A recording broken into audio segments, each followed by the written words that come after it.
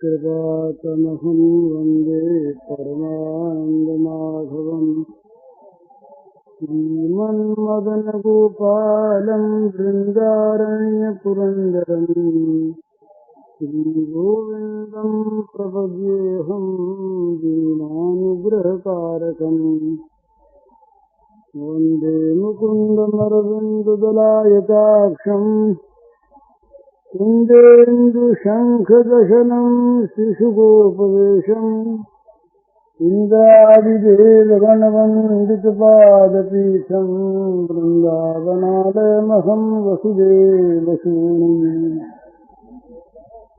नवजलधरवर्णं चम्पकोद्भासिकरणम् विकसितनलिनाश्रियम् विस्फुरन्मन्दहास्यम् कनकरुचिदुकूलं चारुबर्हावशूलम्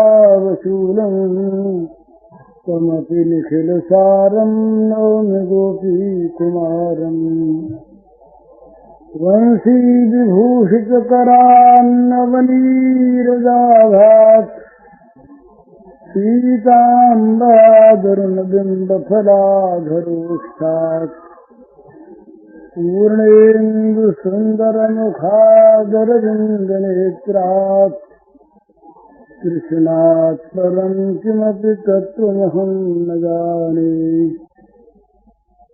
ध्यानाभ्यासवशीकृतेन मनसा तन्निर्गुणं निष्क्रियम् ज्योतिः किञ्चन योगिनो यदि परं पश्यन्ति ते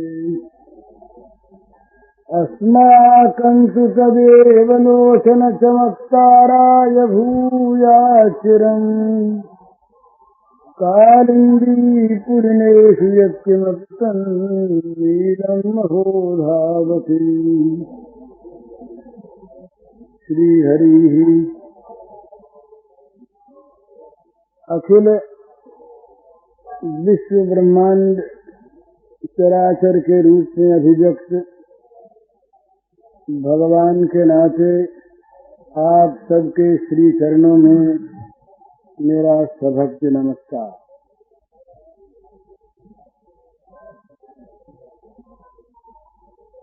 एक प्रश्न कई दिनों का पुराना है, त्रिभुज रति के संबंध में। एक साधना के संबंध में छोटा सा प्रश्न है और बड़ा प्रश्न तो है दामोदर लीला के संबंध में। दामोदर लीला बड़ी मधुर लीला है भागवत में। ये दशम स्कंध के नवम और दशम दो अध्यायों में है। शायद दोनों के मिलकर 65 या 66 श्लोक हैं। बड़ी मधुर चीज है।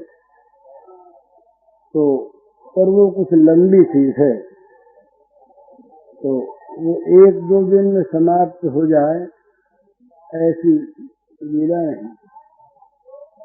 तो उसके लिए अगर आप लोग चाहें धैर्य से सुनना तो उसको आरंभ करें, और नहीं तो जो रोज के होते हैं तो वही चलते रहेंगे। तो पहले प्रश्नों का उत्तर दे लें, फिर अगर होगा तो वो शुरू करेंगे, नहीं तो नहीं। एक तो ये प्रश्न है, प्रश्न का उत्तर दे देता हूँ, प्रश्न बताने की जरूरत नहीं। कि मनुष्य अभिमान का पुतला सा है, और ये अभिमान मनुष्य को गिराता तो है ही, इसकी बुद्धि में अंधकार खा देता।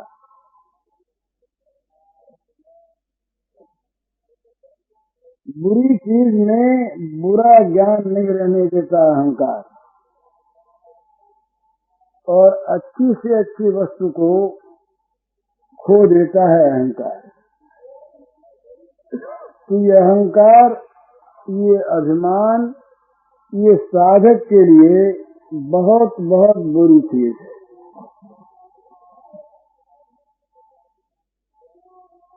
अच्छी वस्तु का ग्रहण करना चाहिए, तो अच्छी वस्तु के ग्रहण में यदि ये अभिमान हो जाए कि मैं तो अच्छी को ग्रहण करने वाला और लोग नहीं, तो अपने अंदर उच्चता का एक अभिमान पैदा हो जाएगा और उन सब के प्रति एक घृणा पैदा हो जाएगी, नीचापन पैदा हो जाएगा। बुराई का त्याग ही नहीं, भलाई के ग्रहण में भी अभिमान दोष पैदा कर देता है।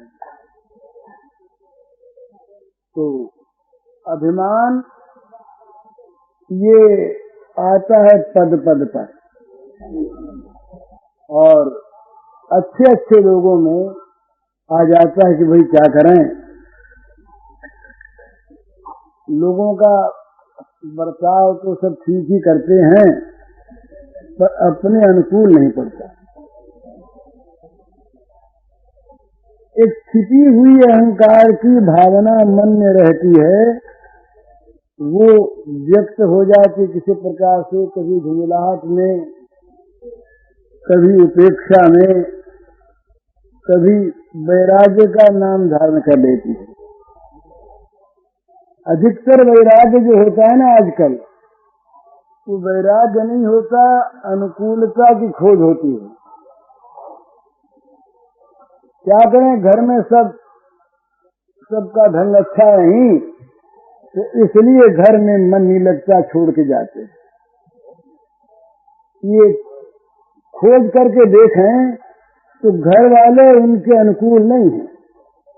घर वाले अगर उनके अनुकूल होते तो छोड़ जाने के मन में बात नहीं आती।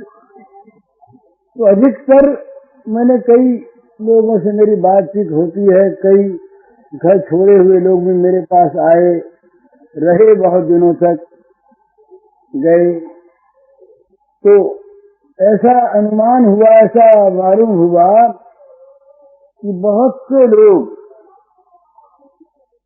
भजन का, भक्ति का, त्याग का सुंदर नाम लेते हैं और वो बेईमानी करते हैं, सो नहीं कहता मैं, परंतु वो कारण होता है इसमें अनुकूलता की खोज। अगर अनुकूलता मिल जाए तो फिर वो भक्ति, वो प्रेम, वो वैराग्य, ये सब के सब हट जाते हैं। वो अनुकूल की प्राप्ति होने पर उसमें लग जाता है। ऐसे उदाहरण भी मैंने बहुत से देखे हैं कि वो पहले अलग हुए, काम छोड़ा, फिर जब प्रतिकूलता मिटी तो उसी काम में बहुत अधिक संलग्न हो गए। तो इसलिए सच्चाई होनी चाहिए साधक के मन में, और सच्चाई को अभिमान नहीं आने देता। जरा जरा सी बात में ये अहम के ठेस लगती है भला।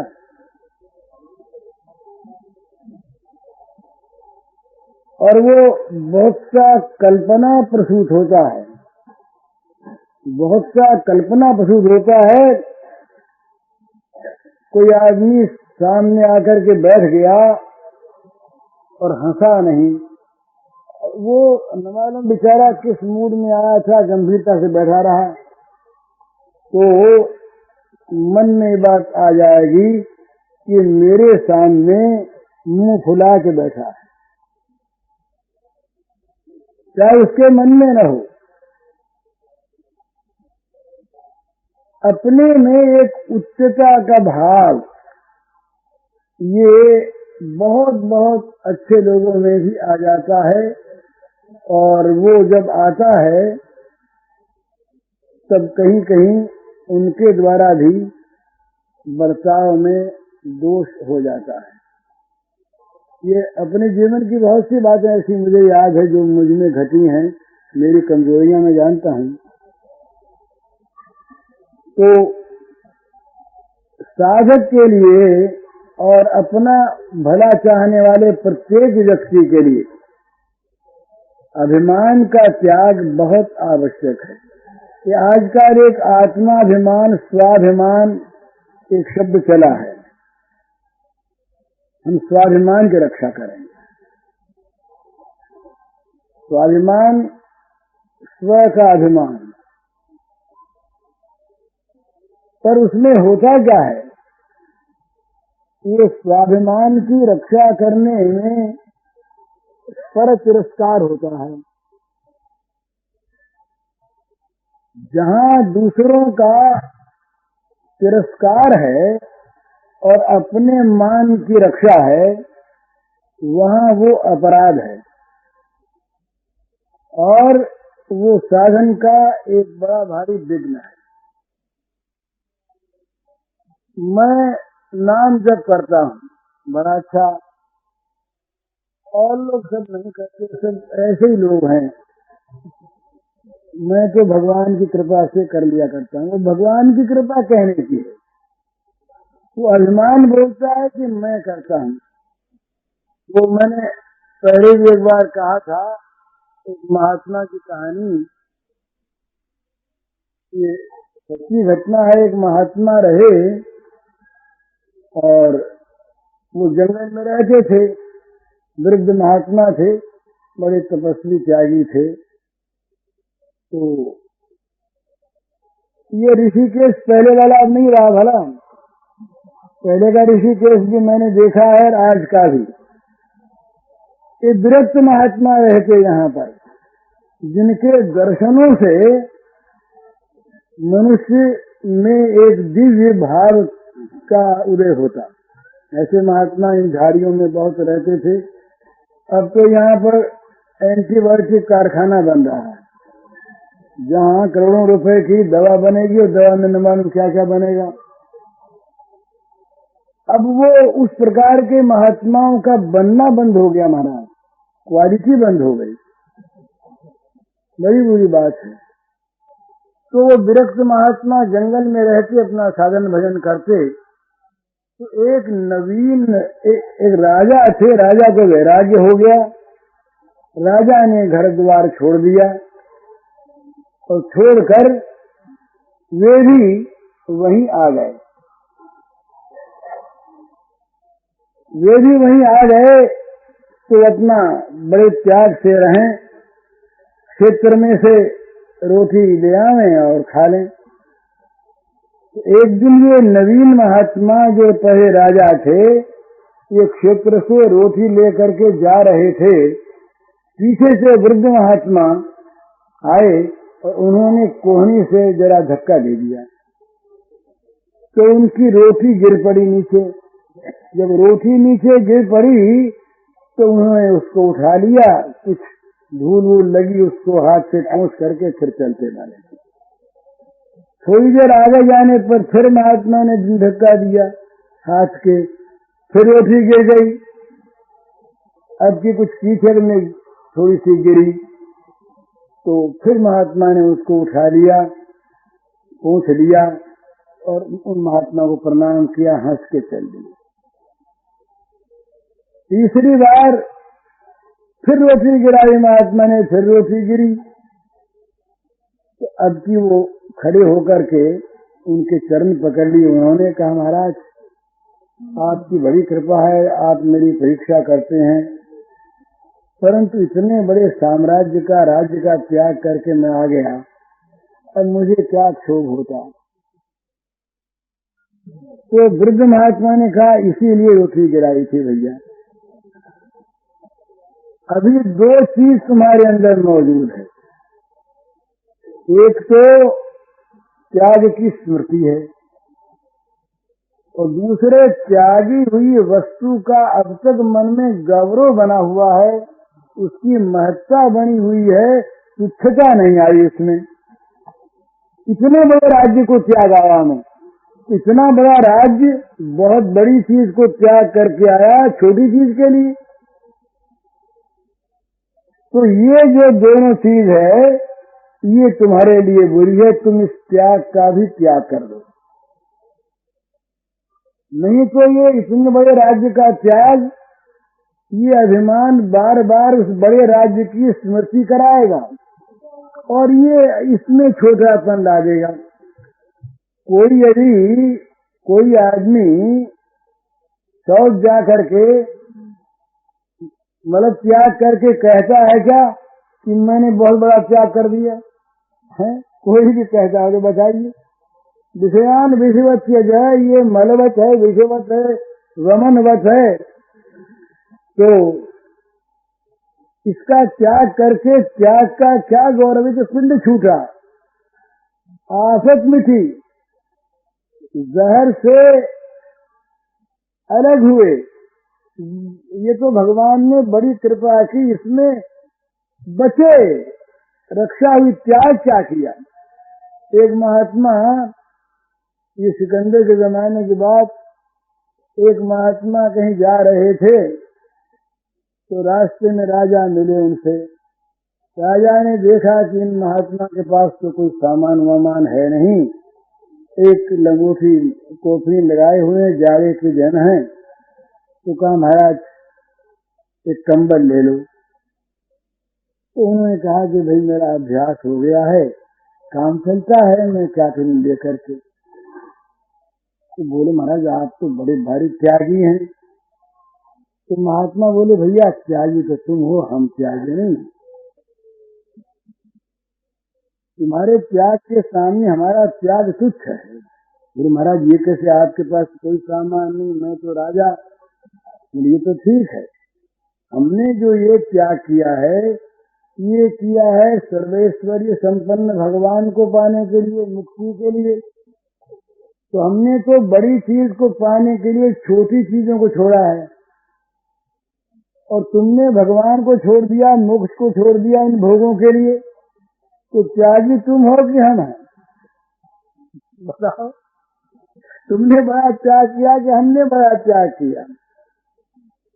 तो ये त्यागाभिमान होता है, भजनाभिमान होता है, साधनाभिमान होता है, भक्त्याभिमान होता है, ज्ञानाभिमान होता है। तो जहाँ जहाँ अभिमान है वहाँ वहाँ पर पतन है।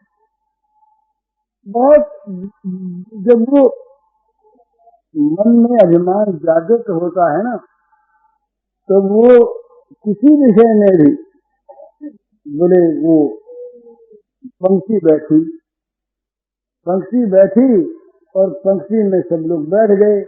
एक उसमें बड़े अच्छे संभ्रांत पुरुष थे, उनको किसी ने पूछा नहीं, जानते नहीं थे, तो वो भी बैठ गए। अब उनके मन में बड़ा दुख हो गया, क्या बतावें, हमको किसी ने पूछा नहीं, हमको ऊपर बैठाया नहीं।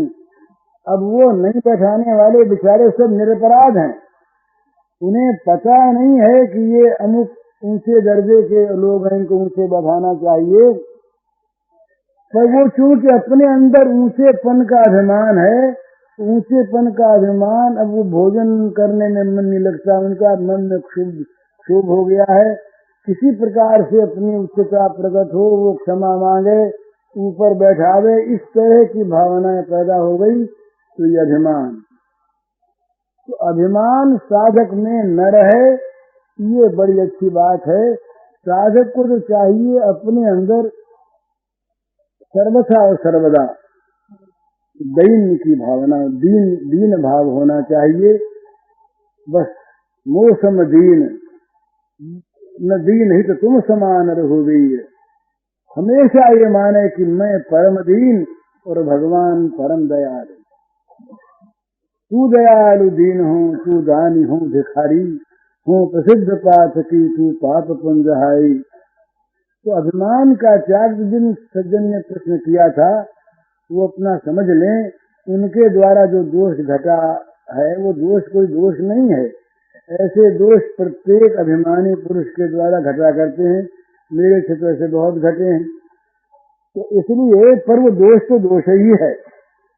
अभिमान में जब आदमी आता है तो दूसरे का अपमान वो कर बैठता। अभिमान दूसरे को नीचा दिखाता है, अपने को ऊंचा दिखाता है। ये अभिमान का स्वरूप नियम है। तो आइंदे वो अपना ख्याल रखें, अभिमान मन में न आने दें और सब में भगवान समझकर सबको प्रणाम करें। और असली बात यही है, सब में भगवान है, सब में एक आत्मा है, तो हम किस बात का नया अभिमान करें। भगवान के नाते सब पूज्य हैं। सिय राम मैं सब जग जानी, करो प्रणाम जोर जुग पानी। हमारे यहाँ तो महाराज कि आज के युग में बहुत बड़े बड़े आगे बढ़े हुए बड़े उच्च विचार के लोग कहते हैं कि भाई मानव मात्र में एक आत्मा को समझो। ये सब में एक भ्रातृत्व की भावना करो, यूनिवर्सल ब्रदरहुड। सब में आत्म भावना करो, सब अपने बंधु हैं। हमारे शास्त्रकार, हमारे ऋषि, वे महाराज वो तत्व को केवल कहने वाले नहीं, उन्होंने तत्व को देखा, अनुसंधान किया और पाया। उन्होंने देखा कि भगवान के सिवा कुछ है ही नहीं। तो केवल मनुष्यों में नहीं, केवल मनुष्येतर चेतन प्राणियों में नहीं, जड़ पदार्थों में भी उन्होंने भगवान को पाया, उनमें भी भगवान को देखा। हमारे यहाँ तुलसी की पूजा होती है, बड़े वृक्ष की पूजा होती है, साईग्राम की पूजा होती है। ये क्या हम जड़ की पूजा करते हैं? हिंदू बुत परस्त नहीं है, मूर्ति पूजक नहीं है, भगवत पूजक है। भागवत का एक श्लोक है, खम वायु मग्निम शरीरमय च ज्योतिष सत्वान विशोद्रुमादीन सर्थमता हरे शरीरम किंच भूतम प्रणमेदन्य। कितनी सुंदर बात है। केवल चेतन प्राणी नहीं, खम आकाश, वायु, अग्नि, जल, ये पेड़ पत्ते पौधे, आकाश में ये सरित समुद्र, लता पत्ता पौधा, ये सब के सब भगवान के शरीर हैं। और हम अनन्य भाव से उनको नमस्कार करते हैं। कितना सुंदर भाव। इस प्रकार जब सब में भगवत बुद्धि हो तो अभिमान गल जाएगा, रहेगा नहीं। पर कहीं भगवान को हम भूल जाए। उपदेश तो हम करते हैं, कहते हैं सब में भगवान देखो, पर जब अपने देखने की बात होती है तो अपने में तुच्छता देखते हैं और दूसरे में चाहे हम कहें नहीं। हमारी आंख में, हमारी मूक भाषा में, हमारे व्यवहार में, बर्ताव में ऐसी चीज मैं अपनी कहता हूँ महाराज, आप लोगों के नहीं, मेरे तो आ जाता है। तो ये बड़ा भारी दोष है। इस दोष से साधक को बचना चाहिए। ये तो पहले प्रश्न का उत्तर है। दूसरे प्रश्न का उत्तर बहुत संक्षेप में दे देना है। साधारणी, समंजसा और समर्था, 3 प्रकार की रतियों का उल्लेख किया है श्री जीव गोस्वामी ने। तो उसमें साधारणी में तो मतभेद है। साधारणी रति, समंजसा रति और समर्था रति। साधारण की रति जो है उसमें सुख कामना है, और समंजसा रति में सुख दान की कामना भी है, सुख प्राप्त करने की कामना भी है। वो समर्थ विलास है। और समर्था रति में केवल सुख देना ही देना है। तो ऐसा उदाहरण देते हैं उन्होंने, तो जीव गोस्वामी ने तो लिखा है कि कुब्जा साधारणी रति में है, द्वारिका की पटरानियां ये समंजसा रति में है, और श्री गोपांगनाएं समर्था रति की उदाहरण है। पर एक महात्मा ने लिखा कि ये कुब्जा तो साधारण रति में भी नहीं आती, उसे भागवत में दुर्भगा कहा है, दुर्भगा कहा है। ये भगवान का बहुत बड़ा उदार भाव है, औदार्य उनका स्वरूप है। कि वे जिसको जो चाहते हैं वो दे देते हैं। भगवान उदारता से उसके घर गए तो उसकी तो केवल और केवल वासना थी। तो इसलिए जहाँ वासना है वहाँ रति है ही नहीं। रति वहाँ जहाँ अपने सुख की वासना है वहाँ रति नहीं। तो वो फिर ये भेद करते हैं कि द्वारिका में श्री कृष्ण को सुख देने की वासना है, उनसे सुख पाने की वासना है, और संतानों के लालन पालन की भी अपेक्षा है। ये त्रिविध वहाँ पर भाव हैं। इसलिए द्वारिका की महिषियों की साधारण रति, समंजसा रति में संतान के लालन पालन की भावना नहीं रहती। वहाँ केवल सुख दान करना और सुख प्राप्त करना ये रहता है। केवल अपनी वासना नहीं रहती। केवल अपनी वासना न द्वारका की पटरानियों में है न मथुरा में है, और ये व्रज में वृंदावन में तो केवल और केवल श्री कृष्ण को देने की भावना है, लेने की है ही नहीं। और जहाँ लेने की भावना नहीं है, केवल देना ही देना है, वहाँ जो रति है उसका नाम है समर्था रति। ये रति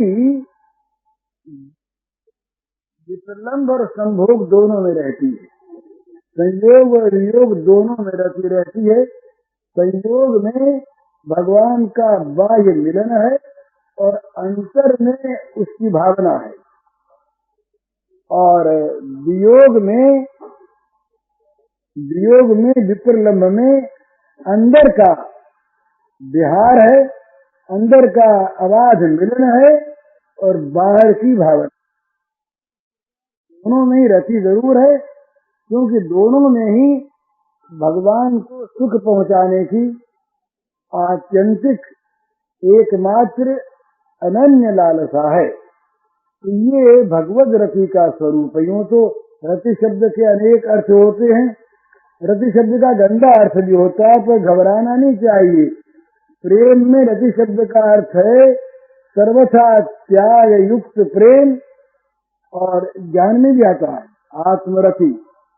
आत्मरति ज्ञान में आता है। जो आत्मरत है, जो आत्म स्वरूप में स्थित है, उसका नाम आत्मरत है।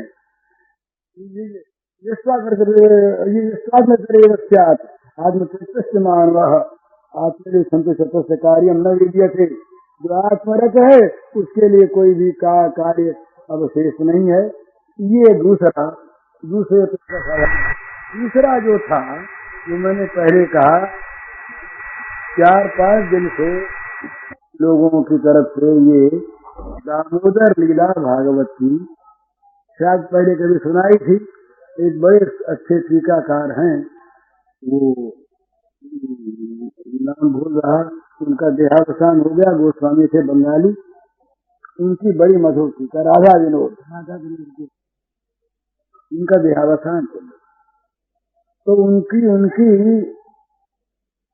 दशम में रास पंचाध्यायी के दूसरे अध्याय तक, 30वें अध्याय तक की टीका उन्होंने की। 11-12 की भी पहले कर दी, फिर देहावसान हो गया। बाकी रास पंचाध्यायी को पूर्ण किया उनके सुपुत्र ने, वो भी बड़ी सुंदर टीका है। तो वो जो टीका है, उस टीका को पूरा सुनाने में तो बहुत समय लगा, लेकिन उसका सारांश भी सुनाया जाए तो वो दामोदर लीला के 65 या 66 श्लोक 2-4 दिन लेंगे, क्या ज्यादा लेने। तो अगर आप लोग सुनना चाहें तो उसको शुरू करें, और नहीं तो उसको छोड़कर जो कुछ अपना चलता है यही चलता रहे, साधारण चीज है। तो दामोदर लीला में महाराज बड़ी विचित्र बात है। वहाँ कामना है, सुन के चौंकिएगा नहीं। क्रोध है, लोभ है, भय है, पलायन है और बंधन है। ये सब श्री कृष्ण में है, समझे। ये सब श्री कृष्ण। और माता ने ऐसे ऐसे शब्दों में चोर कहा, ऐसे ऐसे शब्द कहे माता ने कि पूछिए नहीं। वो वहाँ भागवत के शब्द हैं, भागवत के शब्द हैं, मैं एक पद पढ़ दूं मैं, फिर चलेगा। मरण मात्र से दिन के होता सूक्ष्म कामना का भियंत, पूर्ण काम वे स्तन्य काम हो, दौड़ पड़े लेख सुधानंत। मरण मात्र से दिन के होता सूक्ष्म कामना का भियंत, पूर्ण काम वे स्तन्य काम हो, दौड़ पड़े ले सुधानंत सुधानंत। नित्य तृप्त जो रहते जिनके ध्याता भी हो जाते तृप्त, वे हरि मात्र सन्निहित समझ रहे अपने को नित्य अतिरिक्त। शुद्ध सत्व जो परम पुरुष हैं, जिनमें नहीं त्रिगुण संश्लेष, क्रोध वरण कर होठ काटते वे दिखता न क्षमा का लेश। जिनकी शुभ स्मृति ही हर लेती, जन के क्रोध आज सब दोष प्रकट कर रहे, वे को काम प्रतिहत दधिमा भाजन पर रोष। पूर्ण ऐश्वरी युक्त जो नित स्वराज्य स्त्री के परमाधार, वही लोभ वश चोरी करते घुस कर माखन के भंडार। जिनके भय से यम कुबेर सब करते नियमित सारे काम, यस्ति क्षुद्र को देख यही क्षुद्र वे देख जनन कर बन जाते भय रूप ललाम। चौर्य विशंकित नेत्र, ये भागवत का शब्द है। चौर्य विशंकित नेत्र देखते बारंबार द्वार की ओर, आन जाए मैया मारेगी मुझे समझे अपराधी चोर।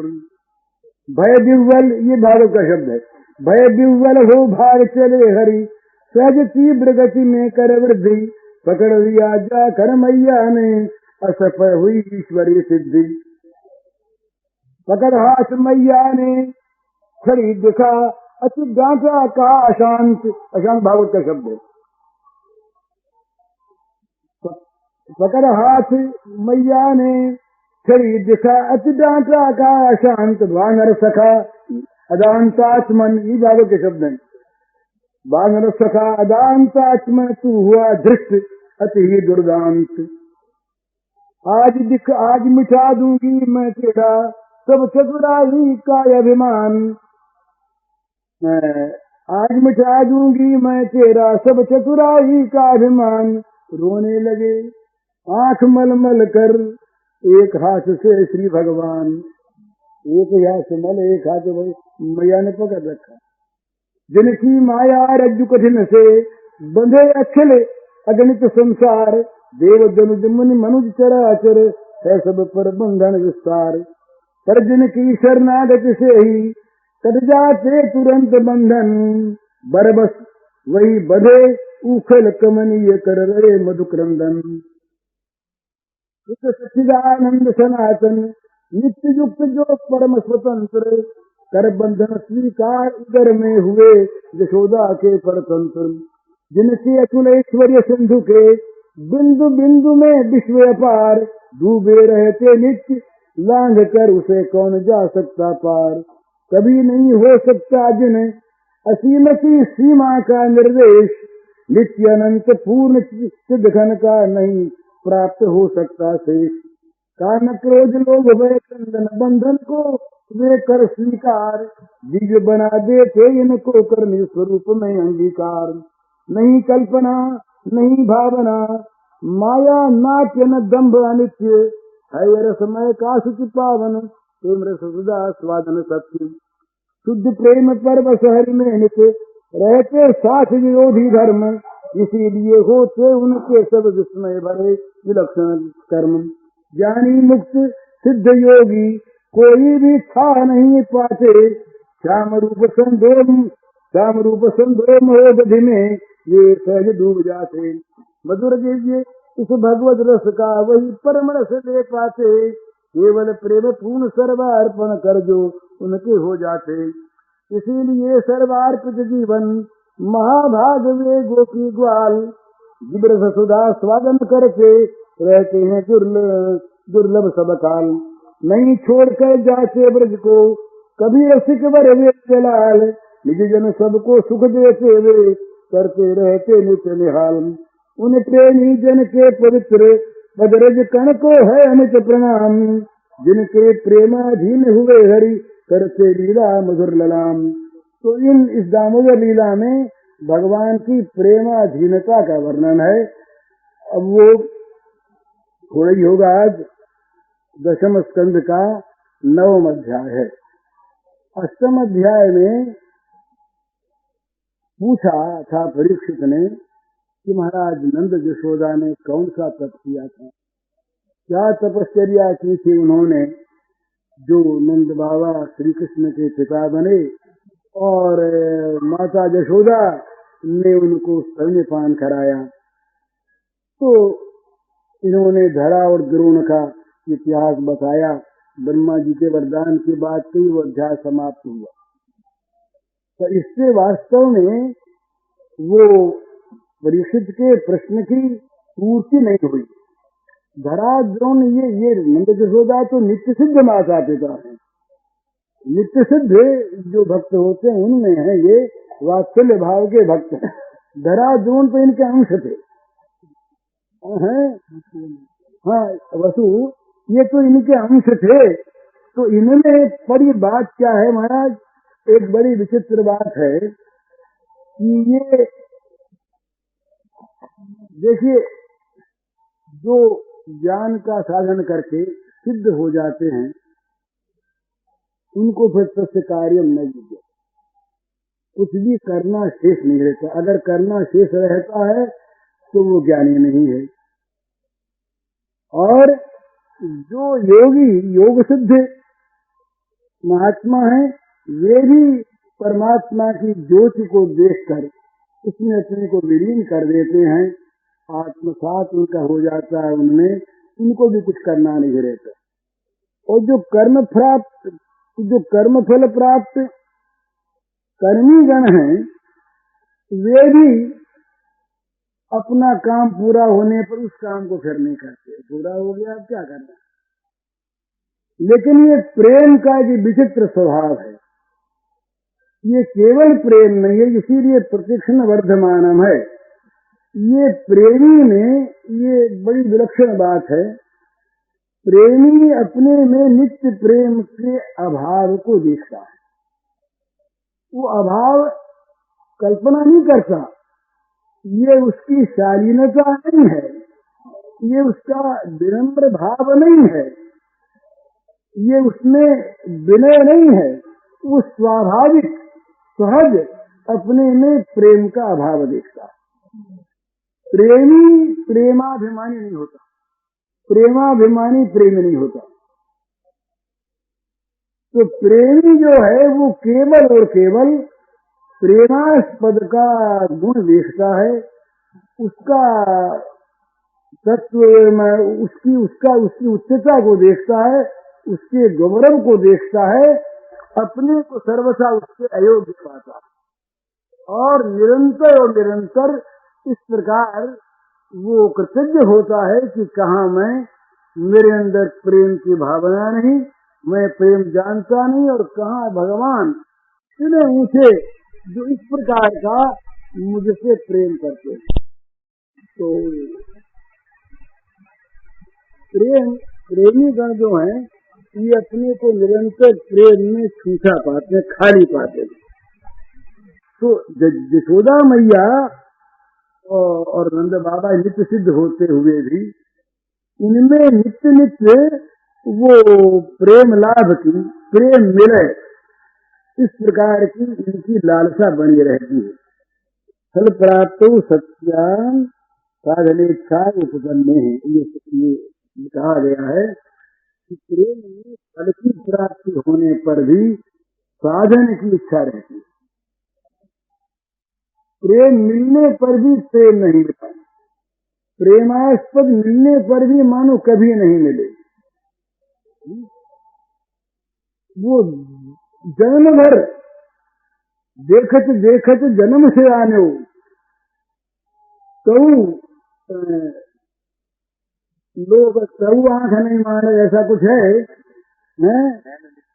तऊ नैन नित्य तरसत, देखत देखत नैन जन्म सिराने तऊ नैन नित्य तरसत, देखते देखते जन्म बीत गया तब भी आंखें देखने को तरसती रहती। सेवा करते करते जन्म बीत गया तब भी होता सेवा नहीं की।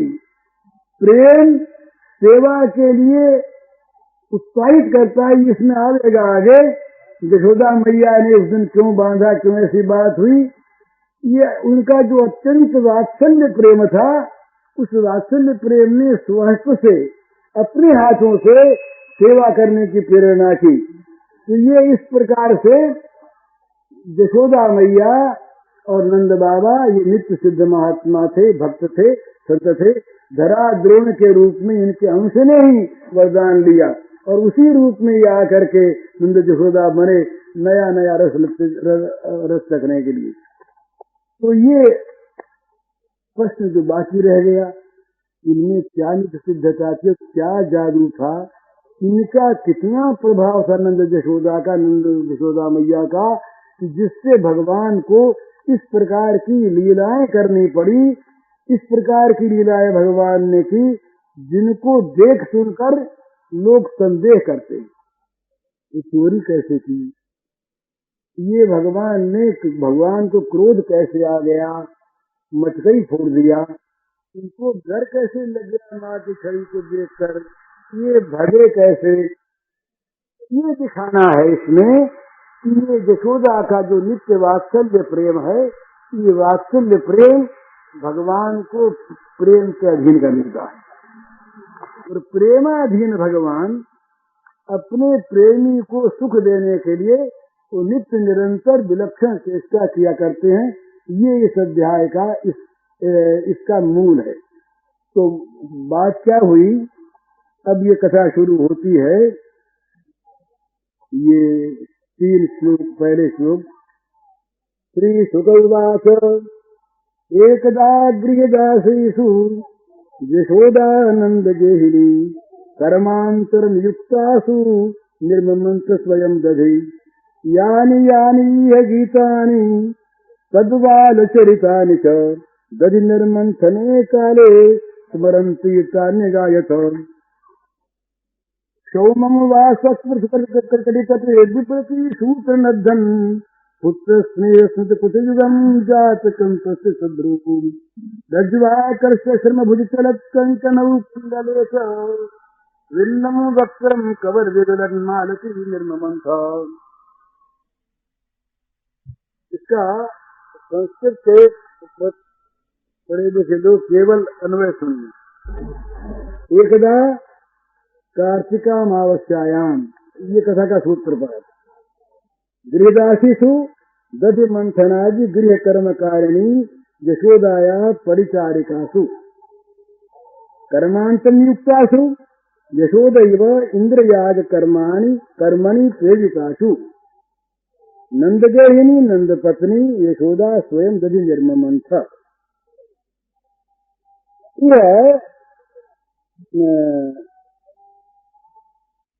यानि यानि रिंगन वाल चापल्यादीनी तद्वाल चरितानि यशोदानंदनस्य परम मधुर लीला गीतानि मया कीर्तितानि, सुखदेव जी कहते हैं, तानि सर्वाण्येव स्मरन्ति वात्सल्य विलासेन भावयन्ति यशोदा दधि निर्मंथने काले दधि मंथन समय अगायत च गीतवती च। बड़ा सुंदर। फिर सुब्रू मनोहर यशोदा कुचकटितटे सूत्रनद्धम कांतिबद्धम सौमम वासः अतसी तंतु निर्मितम वसनम जात कंपम मंथन रज्ज्वा कर्षणेन कंपमानम पुत्र स्नेह स्वीकृतयुगम पुत्र वात्सल्येन दुग्धोद्गारिस्तन युगलम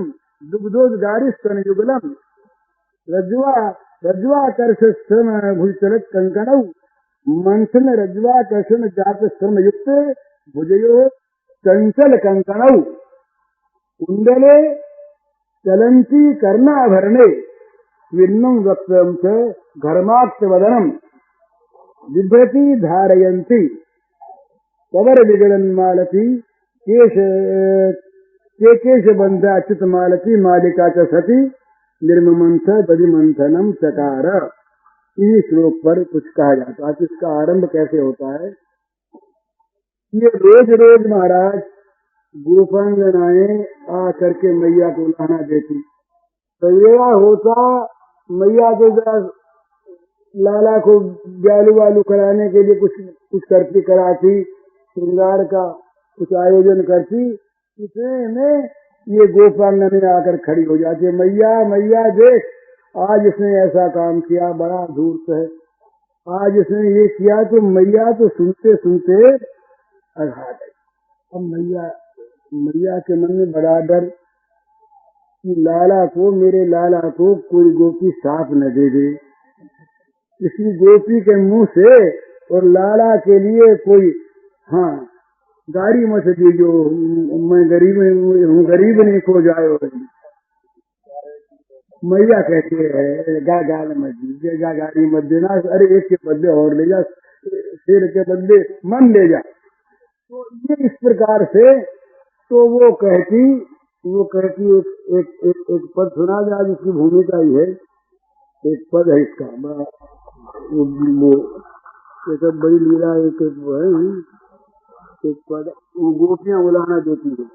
मैया तू भोली है, नहीं जानती कुछ इसकी करतूत, ऐसा धूत शिरोमणि है ये तेरा सुभर सांवरा पूत। मैया तू भोली है, नहीं जानती कुछ इसकी करतूत, ऐसा धूत शिरोमणि है यह तेरा सुभर सांवरा पूत। ननद जा रही थी मेरी, वो अपनी इतिहास सुनाती है। ननद जा रही थी मेरी वह प्रातः ही अपनी ससुराल, बना रही थी उसको देने शकुन बटेरी में तत्काल। मैया तू बड़ी भोली, तू समझती है कि तेरा लाला जो है ये चोरी वोरी नहीं करना जानता, ये कैसी कैसी क्या क्या लीला करता, तुझे क्या पता इसकी करतूत का। बड़ा झूठ शिरोमणि है ये तेरा सांवला, बड़े देखने बड़ा अच्छा लगता है, बड़ा सुगर है, लेकिन ये तेरा पूत जो है ये बड़ा धूर्त है। बोले बताओ तो सही क्या धूर्त था? कि बोले हम बताएं। एक दिन की बात बताने लगी। मेरी ननद जाने वाली थी ससुराल, उसको लेने के लिए आदमी आ गए। तो जब बेटी अब ससुराल जाती है तो उसके लिए बटेरी बनाया करते हैं। तो ननद ससुराल जा रही तो मैं तो बटेरी बनाने के काम में लग गई और लगा रही थी उसके मेहंदी।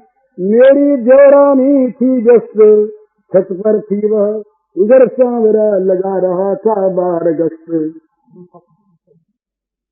बोले मैं तो थी वो रसोई में, मैं तो बना रही मिठाई, और घर में मैं दो जनी, मैं और मेरी देवरानी। देवरानी ऊपर छत पर ननद के मेहंदी लगा रही। हम दोनों काम में तो चोर मौका दिखता है। तो ये बाहर घर के गश्त लगा रहा था, कब मौका लगे और कब अंदर घुसे। तो लगा रही थी उसके मेहंदी।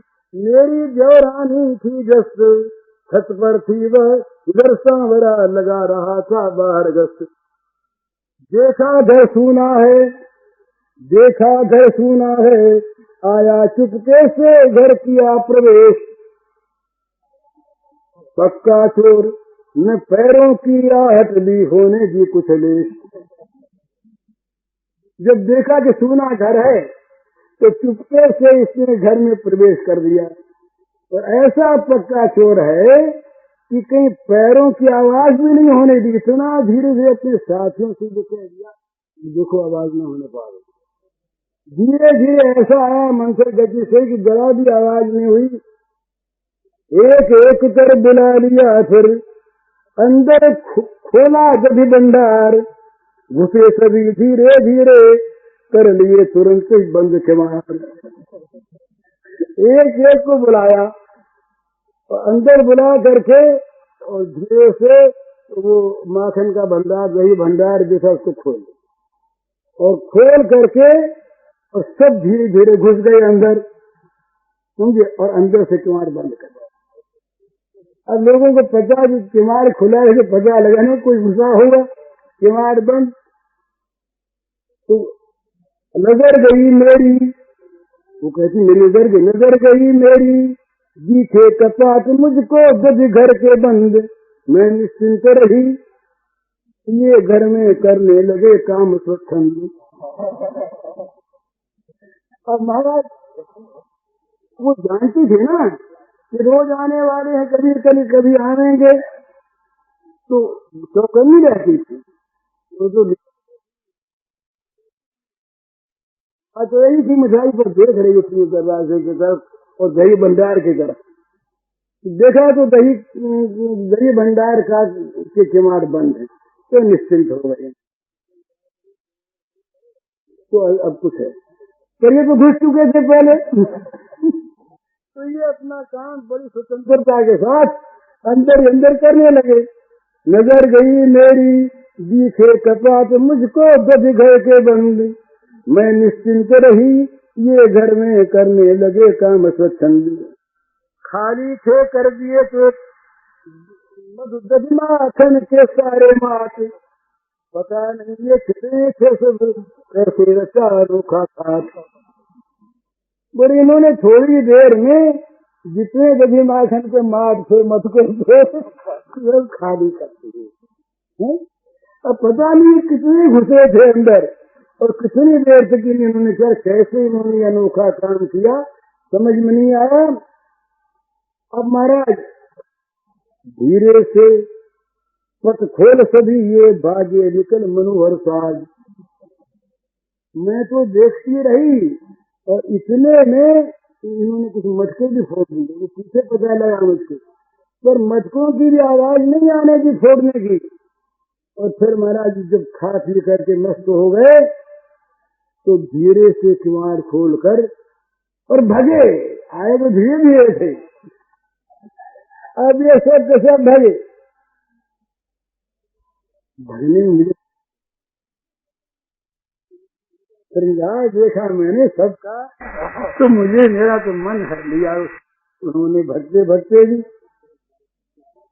तो देखा भाग रहे, मैं दौड़ी जगह पहुंची बाहर द्वार, तब तक दूर निकल गए लगा चिढ़ाने मुझको से फटकार। मैं भगी और दरवाजे पर आई दौड़ करके और दरवाजे के बाहर की चुटकियों में तो दूर निकल गए। अब दूर निकल के मेरे सामने तो खड़ा हो गया और मुझे लगा चिढ़ाने, ले पकड़ हमको खाए, दिखा कर मुझे अंगूठा, हंसा विचित्र हंसी ये चोर। श्याम सुंदर को दिखा के कैसे देखिए बैठा चुपचाप यहाँ पर बड़ा सीधा सा। तो बोले मुझे वहां अंगूठा दिखाने लगा, अंगूठा दिखा करके दिखाने लगा। इसलिए मैं हंसा। वो विचित्र हंसी थी, उड़ारोस सब रही देखती मैं पलक हंस मुख की ओर। उड़ारोस सब रही देखती मैं पलक हंस मुख की ओर। कुछ हंसी देखी विचित्र के अदरोष्टों पर मेरा सारा गुस्सा जाता है और मेरे नेत्र में सो करके उस हंसमुख की ओर देखने लग गए। आंखों की पलकें पड़नी बंद हो गई। मेरी आंखें अपलक होकर निर्निमेष होकर लग गई उस हंसमुख की ओर देखने के लिए। बस गई भूल में इसे पकड़ना, इसके जादू के वश हो। तब तक सब चल दिए नाचते हंसते करते हो। तब तक सब चल दिए नाचते हंसते करते हो। मैं बस पकड़ना भूल गया। ये हंसी का जादू, ये श्रीमुख के उस माधुर्य का जादू, बस उसने मुझे बेबस कर दिया। तब तक तो ये भाग चले हो हल्ला करते हुए मैं मजे में। तो इस प्रकार से वो लोग जाके बुलाना देखी, बता देना भैया। तो रोज रोज जाके मैया को बुलाना देखी तो मैया के मन में एक बात आई, वात्सल्य है ना, वात्सल्य प्रेम है। मैया के मन में एक बात आई कि भाई हमारे घर में तो गैया बहुत है, हमारे घर में नैया बहुत है, हमारे घर में दूध बहुत है, माखन बहुत है, लाखों लाखों गायें हमारे घर में है, भंडार भरे रहते माखन के। फिर ये चोरी करनी चाहता था और रोज रोज ये आके उल्हाना देती है तो जाता होगा, विश्वास नहीं हुआ पर जाता होगा। तो मैया का वात्सल्य प्रेम बड़ा सुंदर। मैया ने सोचा कि बच्चा है ना, बच्चा है, कोई कारण है इसके जाने का, नहीं तो जाए क्यों। तो मैया के मन में आया कि हाँ ये तो गाय जो हैं वो न मालूम ठीक काम करती है कि नहीं। मैं मैया होकर के, माँ होकर के इतनी अधम कि अपने हाथ से मैं लाला के लिए दूध नहीं दूहती, अपने लाला के लिए मैं दही नहीं जमाती, लाला के लिए मैं बिलोती नहीं, लाला के लिए माखन नहीं निकालती, और माखन अच्छा नहीं निकलता। और ये जरा है नटखट सा, खराब चीज खाता क्यों, पर भूखा रहता क्या करे बेचारा, पेट तो भरे। तो अपनी भूख मिटाने के लिए बेचारा जाता गोपियों के, क्या करे बेचारा। अब मैया के मन में न तो ये भगवान है, न शुद्ध सच्चिदानंद घन है, न यही है कि भाई तो ये क्या बात है। ये प्रेम जो है ये सेवा के लिए स्वाभाविक जागृति पैदा करता है। ये जहाँ, ये आप निश्चय समझ लीजिए, जहाँ जहाँ पर प्रेम है वहाँ वहाँ पर सेवा की व्यवस्था नहीं होती है। हमने 2 आदमी रख दिए, हमारे पिताजी बीमार हैं, क्या खाता है घर में, 2 आदमी रख दिए हैं, 4 आदमी और रख देंगे, नर्स रख देंगे, वो करेंगे सेवा। अपने तो काम ज्यादा रहता है ना, बाजार जाना है, वो करना है, ये करना, फुर्सत तो मिलती नहीं ना। यहाँ प्रेम नहीं है, सेवा की व्यवस्था प्रेम में नहीं होती। सेवा करने की, स्वयं अपने हाथों सेवा करने की मन में अदम्य लालसा उत्पन्न हो जाती है प्रेम में। प्रेमी अपने हाथों अपने प्रेमास्पद की सेवा करना चाहता है, तो मैया के मन में ये लालसा जागी कि हो न हो ये भूखा रहता है और कोई कारण नहीं है, भूखा रहता इसलिए जाता है। तो मैया ने, अब वो दासियां सब बड़ी बूढ़ी दासियां, तो सच्ची बात तो ये कि वो दासियां भी जननी के समान ही श्याम सुंदर से प्रेम कर, उनसे प्रेम कौन नहीं करता। वो तो सारे प्राणियों की आत्मा है, आत्मा से किसका प्रेम नहीं होता, तो सभी प्रेम करते हैं। पर ये परिचारिका हैं जो थी नंद भवन की परिचारिकाएं, ये तो महाराज कोई बड़ी भाग्यशाली नहीं कि जिनको नंद भवन में परिचारिका होने का सौभाग्य मिला। तो न मालूम किस जमाने के ये कौन कौन ऋषि मुनि थे या कौन ब्रह्म विद्या थी। ब्रह्म विद्या ने अपनी उपासना की, आप लोग जानते होंगे, एक कथा पद्म पुराण में आती। ब्रह्म विद्या महाराज एक बापी के, एक बावड़ी के किनारे बैठी हुई तपस्या कर रही। ऋषि निकले उधर से, ऋषि ने देखा कि जाज्वल्यमान एक बड़ी दीप्तिमती मूर्ति जिससे अंग अंग से तेज निकल रहा है, वो तपस्या कर रही है बैठी, और उसके सामने जाते ज्ञान का नाश हो जाता है। ऐसी कौन है? तो कुछ देर वहां पर ठहरे, ठहरने के बाद उनकी जरा समाधि खुली, तो हाथ जोड़े, मैया तुम कौन हो? तो कहा मैं ब्रह्म विद्या। ब्रह्म विद्या आपका नाम है, काम क्या करते हैं आप?